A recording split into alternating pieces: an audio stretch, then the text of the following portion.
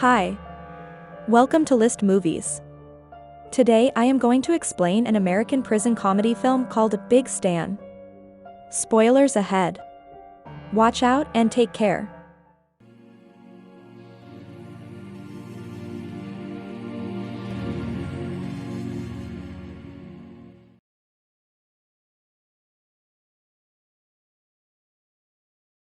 Stan Minton is a real estate agent living in LA, who has everything he wants in life. He is filthy rich and has a beautiful wife Mindy who he loves.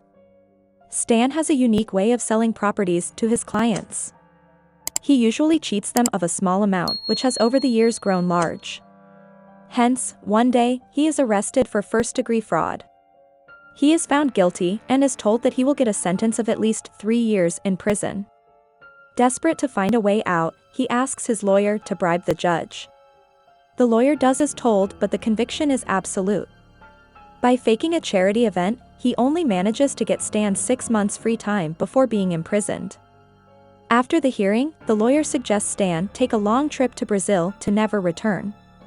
But he cannot do so because all his assets have been frozen. Stan has no way but to live the next few months in fear of what is about to come.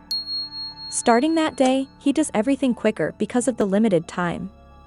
One evening, he is on a date with Mindy who wants to have a kid so she won't be alone when he is gone. Stan thinks the idea is absurd because they will have to give up the kid for adoption when he returns. He dreads the idea of having children, which creates a rift in his relationship with his wife.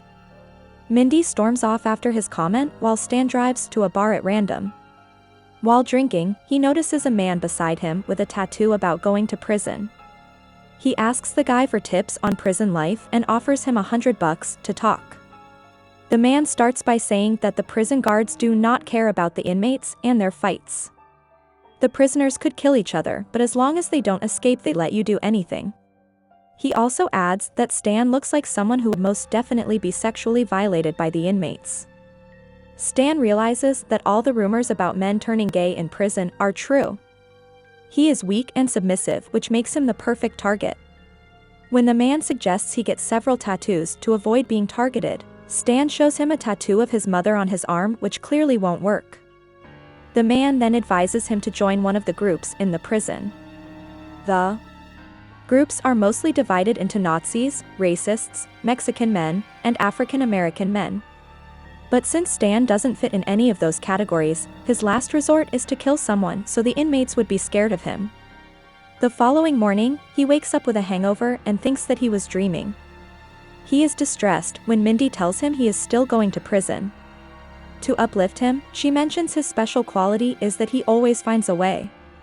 This encourages Stan and he makes it his mission to become an alpha in the next 6 months. Starting the next day, exercises every day and gets a tattoo on his behind to make it less attractive. He also joins a karate class but is bored when asked to learn the basics. He challenges the teacher and gets in a fight with one of the kids, which results in him being thrown out of the establishment. This is when he meets an old man named the Master. He impresses Stan by breaking a hole in the wall with no effort. He is Stan's only hope to learn self-defense before going to prison. Hence, he brings the old man home to train with him. The Master starts living with them, much to Mindy's annoyance. On his first day of training, Stan is woken up at 5 in the morning by blood from an animal liver pouring on his face. Then, the Master makes Mindy blend ox pancreas and horse tongues to make a smoothie for her husband. His way of training is different and over the top. Some days he hits Stan with a flaming stick, while the other days he hangs him by his skin to test his endurance. He also feeds Stan a variety of weird food like scorpions and snakes. Mindy, who is tired of the Master smoking all around the house, asks her husband to get rid of him. That night, Stan pretends that they are being robbed and makes Mindy think she is about to be sexually assaulted.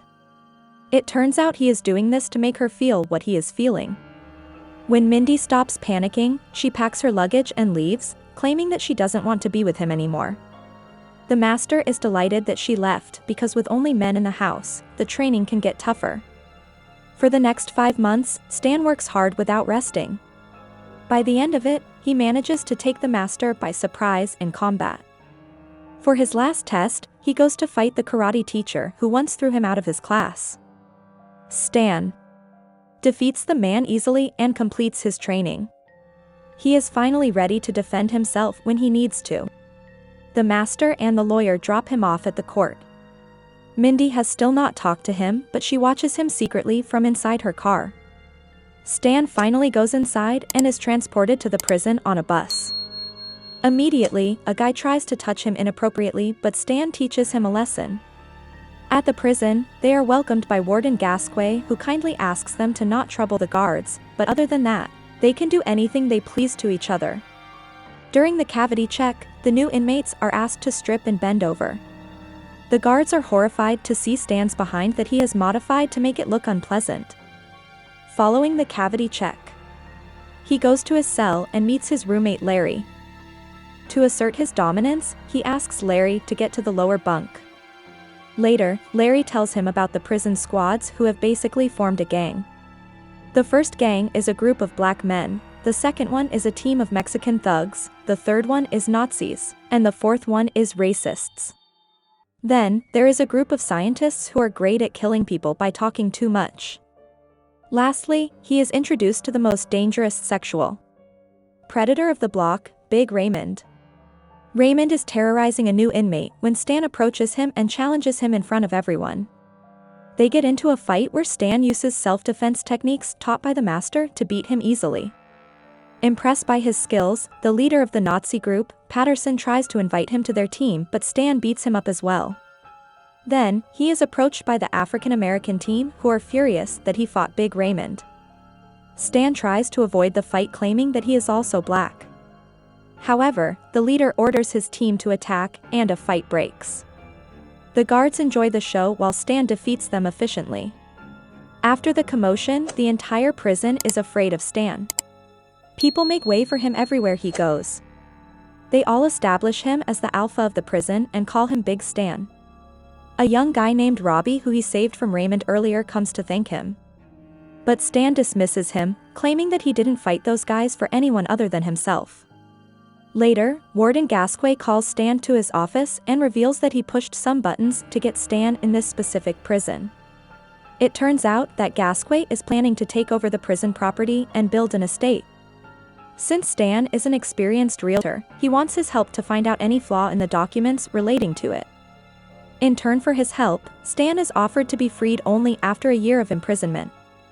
The idea piques his interest and he agrees to help. He asks Gasquet how he is going to get rid of the prison, but the warden wants to keep that part a secret. In the meantime, the groups of inmates have joined hands to teach Stan a lesson. While he is showering one day, Patterson attacks him with a knife made out of a melted toothbrush and a razor blade. In turn, Stan brings out his nunchaku made of soap bars and a shoelace. He easily beats Patterson up and sends him to the hospital. Stan misses his wife desperately and wants to meet her. He contacts his lawyer to see if she has sent him the divorce papers. To his relief, she hasn't yet. After that, he begins to work on the warden's project. He is introduced to a Vietnamese mafia-turned-politician, Dang, who is Gasquet's partner on the project and is helping him sabotage the prison. Stan overhears them talking about their plan to get rid of the prison from the property. He finds out that they are about to make the inmates fight each other, so the guards shoot some of them. That way, the Board of Governors will have to consider closing the prison altogether because it is not being managed properly. Stan feels like it is his responsibility to help the inmates even though they want to kill him. The following day, he arranges a meeting to set some rules and boundaries in the prison. Firstly, he throws away all their violent video games and movies because they are a bad influence. Then, he declares sexual assault as a punishable crime. Anyone who does it has to answer to him directly. When the men whine, he asks them to be involved in consensual homosexual sex instead. The concept is new to them, but they agree to do it anyway. During the next lunch break, Robbie and some men approach Stan's table and thank him for making the no-assault rules. Stan tries to pass it off as him asserting dominance, but Robbie knows that he cares about their well-being.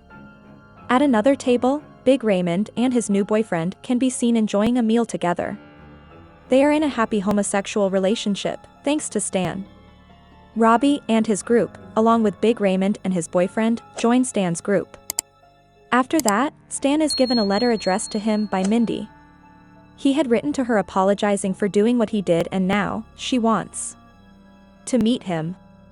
Over the next couple of days, if anyone gets into an argument, they come to Stan to solve it. Eventually, everyone starts liking each other and living in harmony. One day, Mindy comes to visit Stan, and the two make love. At the same time, Gasquet is informed about what Stan has been up to. The man is furious at him for solving the inmates' conflicts. Stan is dragged away in the middle of his special time with Mindy. Gasquet calls him out for trying to sabotage his plan and threatens to make Dang kill him if he doesn't follow their orders. The following day, Stan calls his lawyer to ask for his opinion.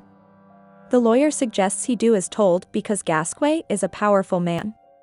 After the call, Stan tells everyone that their problem is not his responsibility and they can go back to how they were before he came to the prison. Soon, the fights start to break out again. Robbie approaches Stan in the cafeteria, but he throws the poor guy's plate to ask him to go away. Even Larry is disappointed in him. He tries to walk away, but Stan stops him and asks him to stay away from the metal fence at noon. Larry realizes that Stan is being forced into doing something he doesn't want to do. He tells all other inmates about this, and they start to plan something. Meanwhile, Gasquet arranges a meeting between Stan and the parole board to discuss his early release. While he is in the meeting, Gasquet shows the board of governors around the prison. He plans to execute the plan at noon near the fence. Since most of the inmates get into conflicts at noon, he wants to take the opportunity to kill some of them while the board members witness it. Stan pretends to be a horrible person in front of the parole board to get out of the room and alert the others to not go near the fence. He is stopped by Dang, who reveals that he has also been trained by the master. They get into an intense fight. Initially, Dang is proven to be more skilled, but Stan takes the lead and knocks Dang out. By this time, the inmates have already gathered in the field with weapons. The guards get ready to shoot them, but to their surprise, the inmates perform a dance number in a Mexican song. A frustrated Gasquet snatches a gun and fires randomly. The board sees this and is ready to take action against him. Before going down, Gasquet wants to kill Stan, but he is saved by Mindy. It is revealed that she had been training with the master for the past 6 months. The scene cuts to 3 years later. Stan has finally completed his prison time and is returning home. His fellow inmates wish them goodbye, and Patterson even gets a tattoo of his face on his belly. Mindy and the master come to pick him up with his 3-year-old daughter. Subscribe for more videos like this, turn on the notification, and leave a like to help.